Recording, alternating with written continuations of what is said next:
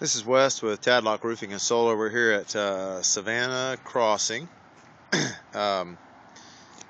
January the 4th, 2012. And one of the first things I want to point out, there's another company we work with who has this same design that we take care of for them.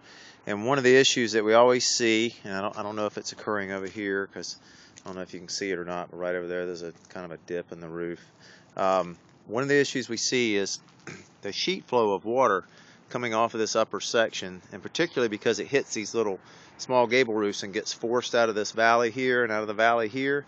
When it comes out of that valley, as you can imagine, in a heavy rain, it's going to pitch out of there and hammer right into this side wall and right where the shingles meet this wall section here. Now, that wouldn't necessarily be a big deal except for the fact that this is such a low slope roof. It really is the bare minimum you would even want to attempt having shingles on, that you're really putting a lot, it puts a lot of stress on the roof. So the first thing I would tell anyone is I would consider somehow trying to gutter that section with something big and trying to bring it down and at least roll it out onto the roof deck with a little downspout that rolls out this direction, because this section is always going to be your problematic section. This low slope section is always going to be the one that has an issue, and it's the one we always fix for the other units like this.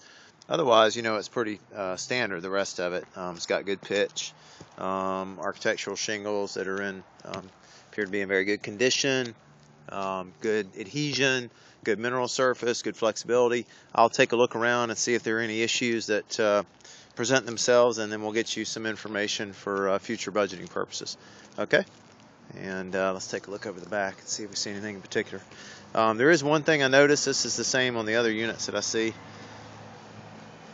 You see here that whoever put the roof on, I know they were trying to do a good thing, but you have to study the materials and the way they're supposed to be used.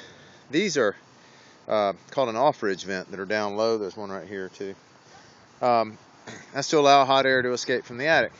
Also, you have a ridge vent right here that's at the peak. Now the problem is hot air is supposed to flow in from the soffit up along the plywood and out through the top. When you put that off-ridge vent in there, you've got what's called too much of a good thing. During the summer, it'll actually draw heat in from the path of least resistance, this top vent will, and draw it actually in through that, and it reduces its efficiency, because it's like having a chimney that you poke a hole in the side of the chimney. It won't draw as well pulling up. So in the future, if you had work done, you'd want to remove those, and it's a good thing anyway, simply because you want them to not have to worry about having that other hole in the roof that these things present. And I want to take a look down here. Yeah, this is what I thought. These plastic plumbing stack boots tend to get worn out by the sun. However, in this particular case, it appears to me, and yes it is, fortunately you're not seeing it inside because of the pipe, a squirrel has chewed this off completely. You can see that right down to the roof. You need to call a plumber and get this fixed.